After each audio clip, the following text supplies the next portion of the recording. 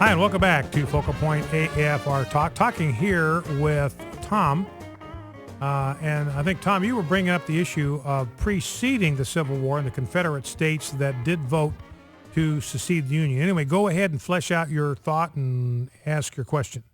Yeah, well, I don't want to get into a debate necessarily about what the South right in their, or the states of the South right in their ability to secede. I happen to believe that I agree with your statement earlier how the states are the master, the federal government is the servant. And in the case of the American Union, the United States of America, every state had to ratify the U.S. Constitution before they were a state. All the original 13 and every state since then has had to ratify it. So they acceded to the Union. So we bring up, we still argue today about was the South right in their, did they have the ability to secede? And it was, I think, a gross unconstitutional measure that the North fought the Civil War to keep, the prevention of that, because we just fought, 90 years earlier, or 110 years earlier, we fought a civil war. You can't really call it a civil war. It was a war for independence from England. And those people were British subjects because they never agreed to be British subjects. That's just what they were by birth, by colonization, and yet they had the right to secede. But the states of the South did not have the right to secede. And now you're saying that North Colorado has a right to secede. So, what's good for the goose is good for the gander. Yeah. Well, you got a number of states like West Virginia was formed from what was then Virginia. So it's not the first time it's happened where you've got a new state come into being by being sort of carved off of an existing state.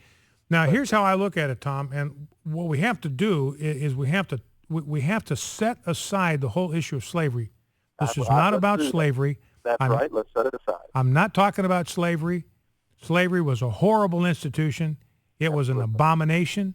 It needed to go away. It was Christians, evangelical Christians, that led the abolitionist movement. This is not about slavery.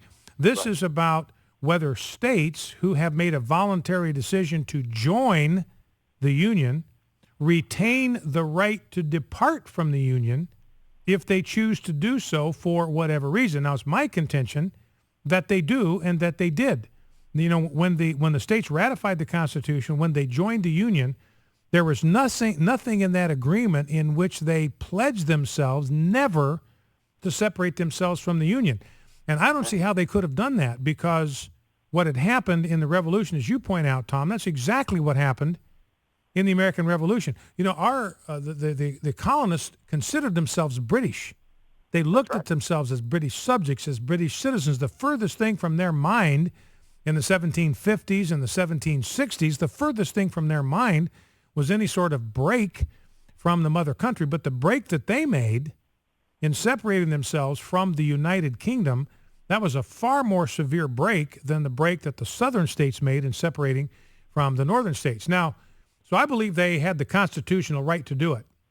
Just as I believe they do today, unless they've got a state constitution that prohibits it. And I don't know. I think right now Texas is the only state in the Union whose constitution still preserves the legal right for them to secede from the Union. I know that Idaho came into the Union in 1890, and it's right on the first page of our state constitution that Idaho cannot secede from the Union. In other words, that was after the Civil War. That was sort of the price of admission. You want to come into the Union, you have to give up your right ever to leave, which implies, by the way, the implication there is if that wasn't in your state constitution, then you had the right to leave if you wanted. Here's a club you can join. You don't want to be part of the club anymore. You can leave. You can stop paying dues, but you don't get any of the benefits. And I think that, but states to join the Union after the Civil War, and I'm guessing all the Confederate states, I haven't looked at all their constitutions, but I'm willing to bet that every one of the Confederate states, when they rejoined the Union, their new constitutions included a concession. They gave up the right ever again to secede from the Union. So as far as I understand it, the only one that legally can do it today would be Texas. They gave up that right at the point of a gun. Well, that's correct. And see, the lesson that was sent there, Tom, is, yeah, you might have the legal right to secede. We may not argue with that, but you do. We're going to come after you with all the power and the might of the United States Army, and we'll grind you to powder if you do that. Which is entirely unconstitutional. Yeah, I agree. Yeah, I mean, and here's and Tom, I'm thinking of the Declaration of Independence, where the founders were justifying establishing this new nation, and they make the point that the purpose of government is to secure our unalienable rights, to protect them. Government doesn't give us our rights. Government is there to secure these rights, to protect them, deriving their just powers from the consent of the governed. And listen to this, that whenever any form of government becomes destructive of these ends, it is the right of the people to alter or to abolish it and to institute new government, laying its foundation on such principles, organizing its powers in such form as to them shall seem most likely to affect their safety and happiness. So it brings tears to your eyes, doesn't it? What's that? Brings tears to your eyes. Yeah, well, it does. And, you just look at it, again, setting aside the issue of slavery, we're not talking about that here. Don't anybody drag this into this. This is not about that. Because the first secession movement, by the way, Tom, I don't know if you remember this, the first secession movement actually began in the early part of the 19th century in New England. New England. Yeah, there were 6 New England states. I don't even remember what the issue was, but there were 6 New England states that wanted to secede from the United States, and I think that threat was enough to kind of get the concessions they needed to stay put.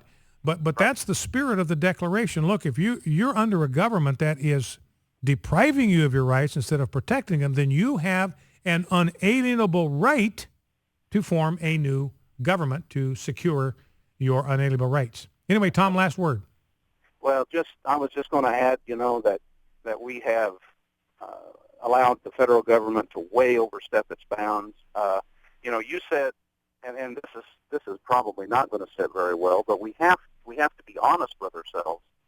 The issue of slavery was a state's issue. There's nothing in the Constitution at that time referring to slavery. Slavery was rampant. It was all over. Every state has been a slave state at one time or another. Right. Yeah.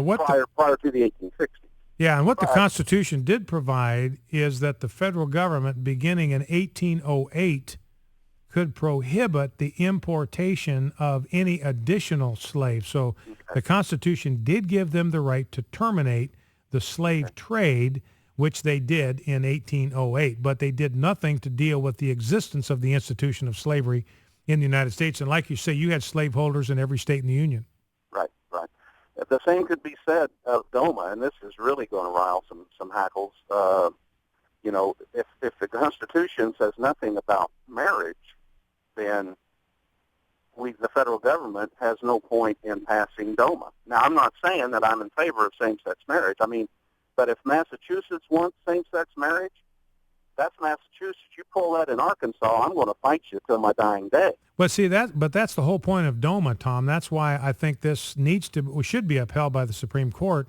Is what DOMA says is, look, if Massachusetts wants to have sodomy-based marriage, they can do it. That is an issue for the states to decide. If Arkansas wants to protect marriage as one man, one woman, then Arkansas has the right to do that. That's why I like DOMA. I don't like what Massachusetts did. I don't like what Rhode Island did. I don't like what Vermont did. I flatly disagree with it. But the point is, do they have the right to do that under our Constitution if that's what they want to do? And the answer is yes, they do. Right. Okay. Yeah. All right, Tom. Well, listen, I appreciate the call very much. Thank you. Thank you for that. Let us go to David in West Lafayette, Indiana. Okay, David, let me bring you in. David, West Lafayette, Indiana. What's on your mind? David, are you with me? Yes. Yeah, okay, go right ahead. Yeah, I was listening to the Supreme Court talk, and basically my gut feeling is, I might be wrong about this, but it seems like every congressman who's turned their back to us, the president and Supreme Court, looks like they're trying to undermine our sovereignty for whatever reason. And, like when Thomas Jefferson said, when the government fears the people, we have liberty, and when the people fear the government, we have tyranny. And right now we have so much tyranny because we can't even walk down the street without somebody throwing us in jail for just assembling peacefully. Yeah. And when you have those heinous acts like that, I think it's time for all good men to stand up and draw the line in the sand. Yeah. All right, David, listen, I appreciate that, and thank you for that. And I've mentioned this before, but it puts everything in perspective. It's exactly what David is saying. You look at Romans 13, for instance, the purpose of government under God's design is to protect you and me from our neighbors. That's the purpose of the government. If your neighbors infringe on your unalienable right to life, liberty, or property, it is the role and the responsibility of government to be your avenger. That's why the scripture says we are not to take vengeance into our own hands. We're not to punish those who infringe on our unalienable rights. That's the role of government. And God has raised up government for that purpose. That's the only way. That's the only way you can avoid vigilante justice, where every man is a law unto himself and every man takes the law into his own hands. We don't want vigilante justice. We don't want chaos. The only way to have a society that's ordered and structured is if government has authority from God to punish those who wrongfully deprive us of life, liberty, or property. That is the role and purpose of government according to Romans 13. It is an agent of God's wrath, Paul says, to carry out vengeance on the evildoer. Now, I completely forgot where I was going. Oh, yeah, I remember where I was going. So the whole point of government is that there may be times when we have reason to fear our neighbors. And government in those circumstances is designed to be our protector and our savior. And what David's talking about is what happens, and let me ask you this question. Who do you fear more? Do you fear your neighbors, or do you fear your government? Whom do you fear the most? And I'm willing to bet that every single person virtually within the sound of my voice, what I'm afraid of?